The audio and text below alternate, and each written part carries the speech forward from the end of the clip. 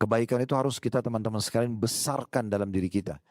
Ya, dan kita jangan lupa kebaikan tersebut. Makanya Umar bin Khattab berkata kata-kata yang sensitif. Beliau mengatakan begini, saya akan terus berterima kasih seumur hidup saya.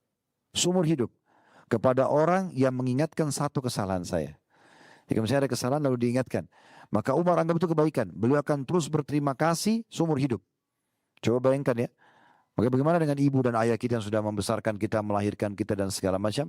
Bagaimana dengan pasangan hidup, mungkin suami yang sudah berbuat baik atau istri yang sudah berbuat baik, atau misalnya teman-teman, tetangga dan segala macam. Maka itu termasuk hal yang harus kita balas. Dan Ali bin Abi Thalib berkata radhiyallahu anhu, saya akan siap mengabdi seumur hidup saya kepada seseorang yang mengajarkan pada saya satu huruf saja. Bagaimana guru-guru kita yang sudah mengajarkan kita berbagai macam ajaran, itu sangat pantas untuk kita berterima kasih kepada mereka. Ini yang dimaksudkan. Ibnu Qayyim berkata rahimahullah, rukun syukur ada 3. Mengakui nikmat itu berasal dari Allah dulu. Kalau ini semua Allah yang berikan. Yang kedua, memuji Allah atas nikmat tersebut. Bilang alhamdulillah. Yang ketiga, memanfaatkannya di atas ketaatan. Dan Nabi SAW bersabda, man lam yashkurul qalil, lam yashkurul kathir. Diriwayatkan Imam Ahmad dan dihasankan oleh Albani. Siapa yang tidak berterima kasih pada hal-hal yang kecil, maka berarti dia tidak akan bisa berterima kasih pada hal yang besar. Makanya kita selalu besarkan nikmat itu. Seteguk air saja itu, alhamdulillah. Supaya nanti yang besar-besar kita lebih banyak bersyukur. Kalau kita selalu anggap remeh nikmat, maka tidak akan bersyukur. Sebagai penutup teman-teman sekalian, ada 3 hal lagi di sini. Perkataan Ibnu Hazm, ada sebuah hadits dan ada perkataan Hasan Basri sebagai penutup bahasan kita. Ibnu Hazm mengatakan, kullu nikmatin la tuqarribu minallahi azza wa jal fahiya baliyah. Dalam kurung musibah. Dikutip dari kitab Hilyatul Auliya jadi 1 halaman 497. Semua nikmat yang tidak mendekatkan diri kepada Allah, maka dia adalah musibah.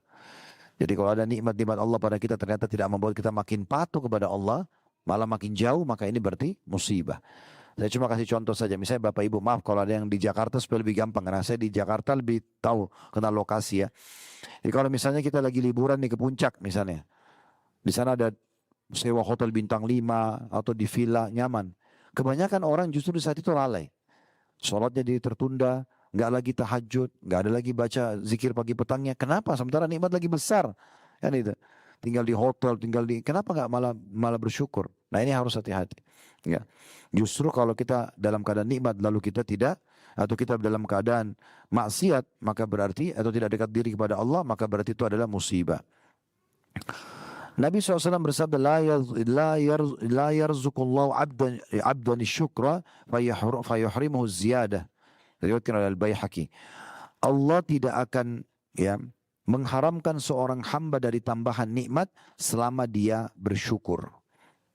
Dan yang terakhir perkataan Hasan Basri rahimahullah, beliau mengatakan sesungguhnya Allah memberikan nikmat kepada siapa saja yang dia kehendaki. Jika seseorang tidak mensyukurinya, maka akan berbalik menjadi siksa.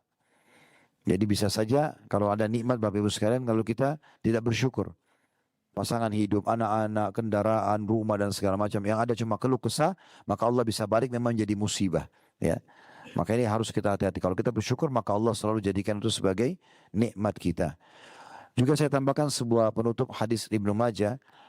Wa inna rajula la yuhramur rizqa bidzambi yusibuh. Dan bisa saja seseorang itu terharamkan dari rezeki karena dosa yang dia lakukan. Artinya, kalau ada orang gunakan nikmat-nikmat Allah itu justru pada kemaksiatan, ya maka itu ya justru Allah Subhanahu wa taala bisa angkat dan dia terharamkan dari banyak rezeki karena dosa-dosa yang dia lakukan. Artinya kita harus hindari dosa-dosa sebagai tanda syukur kepada Allah Subhanahu wa taala. Allahu a'lam. Semoga Allah berikan kita semua kesehatan, kekuatan iman, dan juga kesempurnaan pahala dari balasan amal-amal soleh. Semoga Allah lancarkan ibadah umrah kita dengan semudah-mudahnya, dan Allah juga mudahkan kita melaksanakan ibadah umrah dan haji berulang-ulang maksimal yang Allah berikan kepada hamba-hambanya. Dan semoga semua doa kita juga diijabah. Siapapun yang memohon kepada kita agar didoakan juga diijabah oleh Allah Subhanahu wa taala.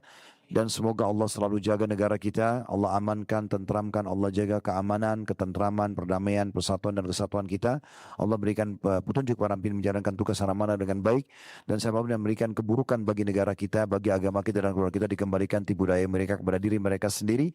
Dan semoga Allah berikan saudara kita di Palestina kemerdekaan sebagaimana Allah berikan kepada kita, dan juga Allah kalahkan musuh-musuh Allah yang selama ini sudah mengganggu kaum muslimin, serta semoga Allah juga menyatukan kita kelak di surga Firdausnya tanpa hisab, mana disatukan dalam majlis kita ini.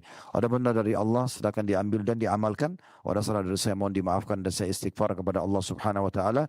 Subhanakallahumma bihamdika asyhadu an la ilaha illa anta astaghfiruka wa atubu ilaik. Wassalamualaikum warahmatullahi wabarakatuh.